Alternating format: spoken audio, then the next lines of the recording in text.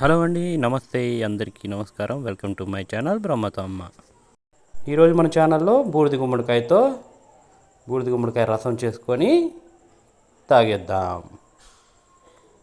దీనికి కావాల్సిందల్లా ఒక బూడిద గుమ్మడికాయ తీసుకొని సన్నటి ముక్కలుగా తరుక్కోవాలండి. వీడియోలో చూపించిన విధంగా తరుక్కోవాలి. గింజలు ఏమాత్రం ఉండకుండా తీసేయాలి. 1-2 ఉన్నాయి, ఏం పర్లేదు.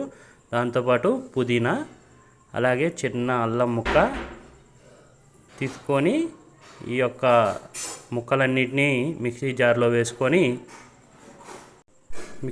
వేసుకోవాలండి. వేసుకున్న తర్వాత పుదీనా కూడా ఆ మిక్సీ జార్లోనే వేసుకోవాలి.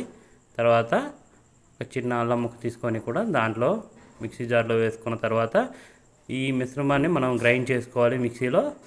తర్వాత మనకి ఒక పల్చటి వడకట్టే గుడ్డ లాంటిది తీసుకొని అది రెడీ చేసుకొని గ్రైండ్ చేసుకున్న మిశ్రమాన్ని దాంట్లో పోసుకోవాలండి.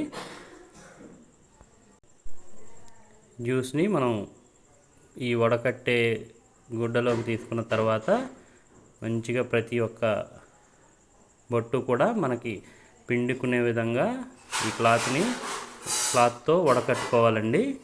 ఈ జ్యూస్ వల్ల ఉపయోగాలు వచ్చేసి మనకి షుగర్ పేషెంట్స్ కానివ్వండి, అధికంగా బరువుగా ఉండే పేషెంట్స్ కానీ, బీపీ ఉన్న పేషెంట్స్ కానీ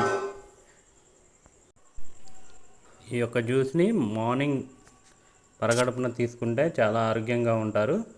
ఇది వచ్చేసి మనకి చాలా కీరదోసకాయ జ్యూస్ కానీ, లేకుంటే మనకి లెమన్ జ్యూస్ తాగినట్లు అలానే ఉంటుంది.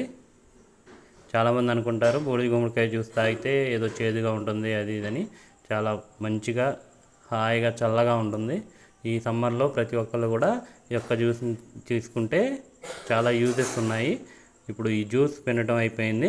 దీంట్లో మనం హనీ కానీ లేకుంటే నిమ్మరసం కానీ ఏదైనా యాడ్ చేసుకొని గ్లాసెస్లో పోసుకొని తాగేయటమే.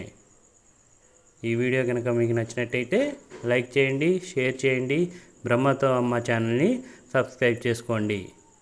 ఈ జ్యూస్ని మీ ఇంట్లో ట్రై చేసుకోండి. Thank you for watching.